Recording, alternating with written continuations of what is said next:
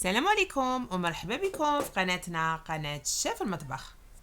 اليوم جبت لكم وصفة تونسية واللي هي وصفة عصيدة سقوقو مع طبق ديكور الطمينة اللي طلبوه مني العديد من الأخوات، وإن شاء الله نكون لبيت لهم الرغبة تاعهم. تابعوا معنا تشوفوا الوصفة.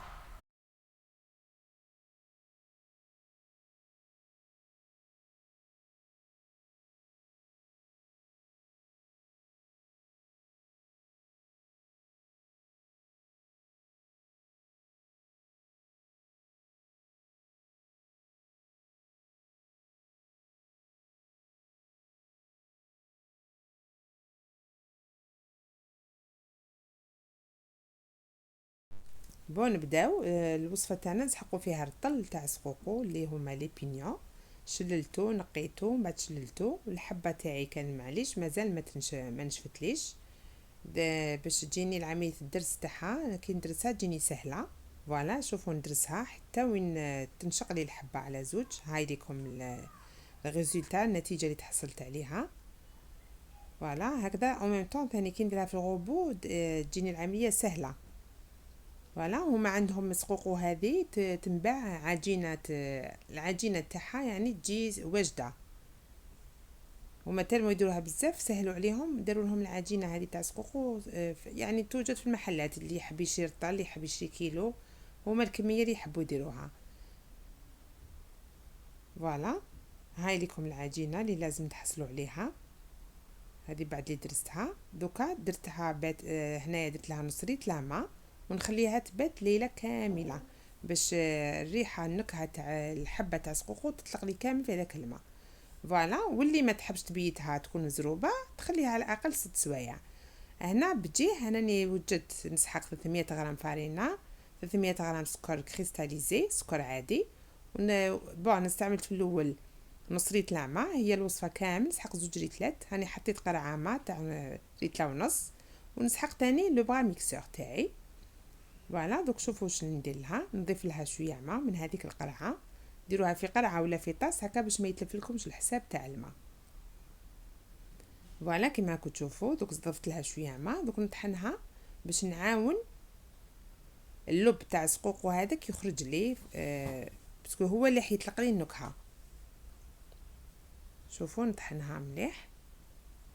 ومن بعد انا اونتر طون راني وجدت صفايه ودرتها بول باش الليكيد تاعي هذاك الماء اللي نزيدو انا الوصفه تاعي هذاك هو اللي نخدم به العصيده.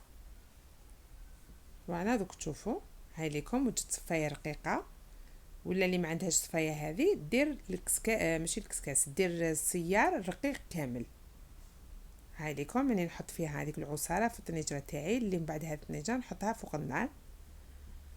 ولا هاد العصاره تاعي ولا ليكيد تقدروا مع تالي كامل اللي تحب تتاكد باش تجيها يعني العصيده رطبه وناعمه تزيد تصفيها هكذا. شوفوا انا عاودت رديت هذيك لا مارميلاد اللي عندي عاودت رديتها في البول واني نزيد نضيف لها في الماء هكذا ونعاود نطحنها باسكو اللب تاعي مازال ما خرجليش كامل من القشره نتاعو. دوك بهاد المراحل بالعقل بالعقل حتى اللب كامل يخرج لنا. شوفوا هذه المرحله الثانيه. راني عاودت نطحنت.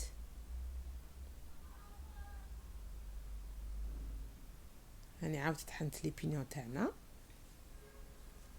سي بور سا هنا نبيتوها في الماء ولا نخلوها 6 سوايع باش يعني ينتفخ هذاك سقو ينتفخ لنا في الماء يجي لنا فاسيل يخرج لنا بالخف هذاك اللب تاعو من القشره. فوالا دوك نعاود نغيبيتي العمليه نعاود نصفيها. هاي ليكم هكذا نقعد هكا نتواصل في العمليه تاعي. هذه لا دوزيام فوا ما نزيد لها لا تروازيام فوا لا كاتريام فوا باش تقعد لي غير القشره. دوك مع تالي كامل تشوفوا القشره النهائيه اللي تحصلوا عليها. وهاد العصيده كما قلت لكم يعني هي وصفه تونسيه، هما يديروها في المولود ويديروها مام في المناسبات تاعهم في الحفلات، وهي تجي يعني زاكيه رطل يخرج لكم شحال من غرام كان تاع العصيده. وهذه هما يديروها بزاف في المولود ويعني كي يتزاوروا بيناتهم يدوا هاد العصيده كيما حنا ندو الطمينه مع بعضنا بعض، هما يدوا العصيده.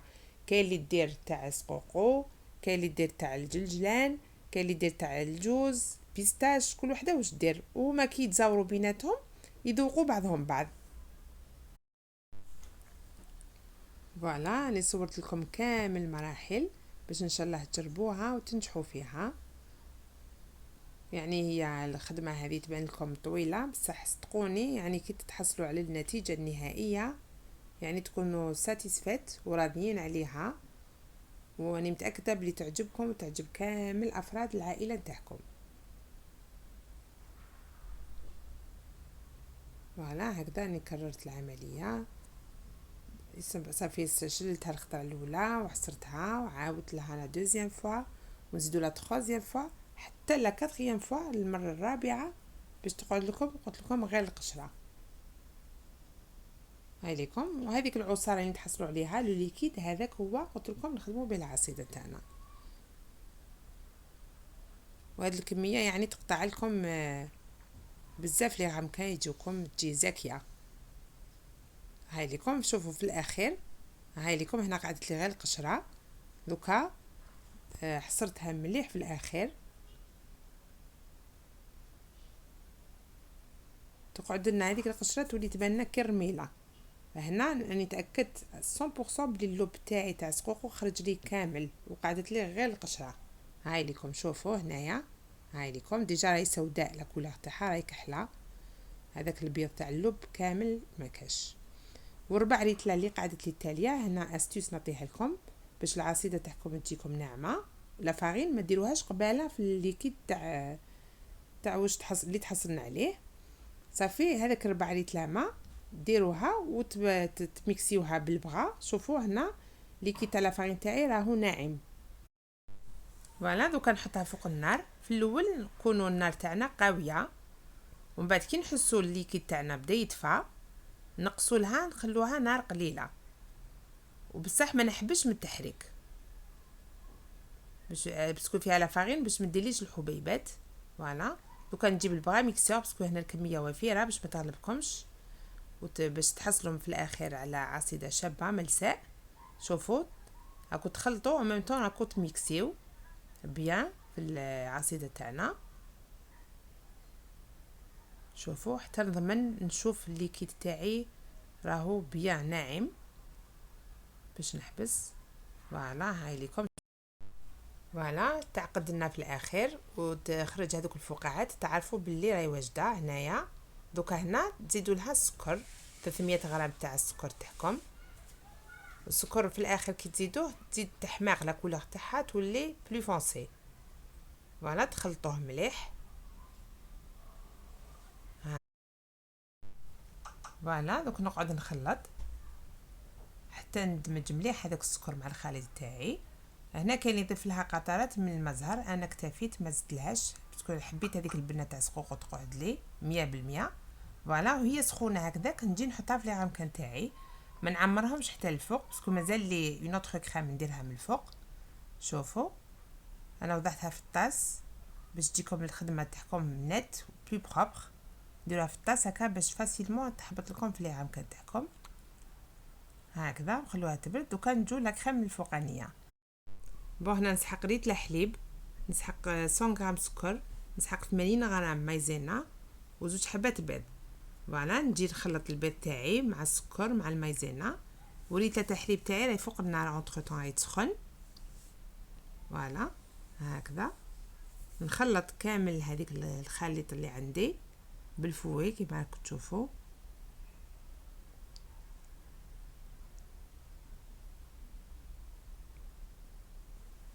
دوك الحليب تاعي كي يسخن مليح نجي نحطو فوق هذا الخليط بلا ما نحبس من التخلاط باش البيض تاعكم ما يطيبلكمش هكذا. ولا فاني خليتها حتى الاخر باش تضيفوها باش لا سافور تاعها ما تروحش من الكريمه تاعكم باسكو تعطيها طعم بنين بزاف. صافي خلوها مع تالي باش تضيفوها باش تزيدوها. فوالا هاوليكم الحليب تاعي سخن مليح راني جبتو كيما قلت لكم. دوكا نضيفو فوق الخليط تاعي. بيان سور ما تحبسوش من التخلط.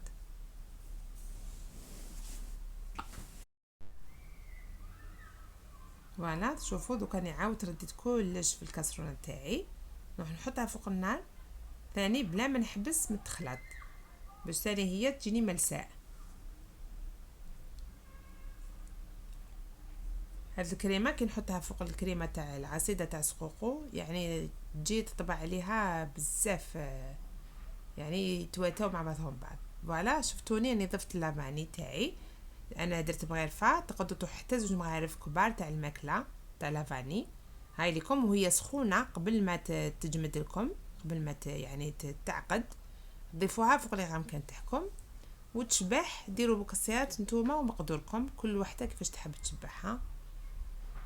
ليسونسيال كيما قلت لكم وصفه بنينه بنينه بنينه بزاف. فوالا دوكا هذا الديكور شوفوا طحنت المكسرات مختلف الانواع، درت البيستاش الجوز يعني اللي عندكم اللي متوفر عندكم ديروه. وهنا طحنته بالعاني باش يعني اللي عندها كميه كبيره عندها وليمه ولا يعني تجيها يعني في المقدور في المستطاع تقدروا ديروا كامل لي زاسيت يعني بلا ما تخسروا بزاف. وانا انا خيرت لكم اليوم هذا الديكور والوصفه تاع الطمينه مع تدبيره كيفاش تقعد لكم طريه، راهي في الروتين تاع المولد النبوي الشريف تاع العام الماضي. حطيتها هي ودرت لكم عصيدة، يعني فيه عدة أفكار هذاك الروتين. عام اللي فات درت عصيدة الجلجلان يعني كأفكار برك ما عطيتش الوصفة تاعها. نخلي لكم الرابط تاع هذاك الروتين في صندوق الوصف ان شاء الله تدخلوا وتشوفوا. قلت لكم الوصفة تاع الطمينة حطيتها لكم يعني بالتفصيل،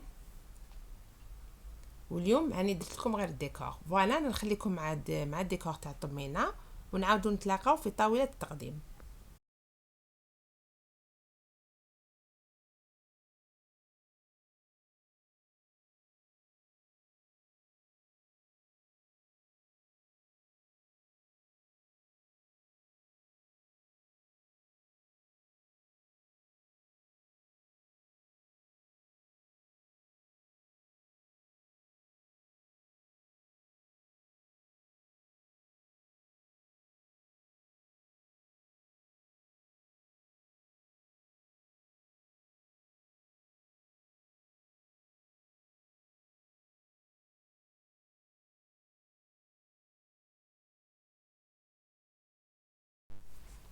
كانت هذه وصفتنا لها اليوم، ان شاء الله تكون نالت اعجابكم.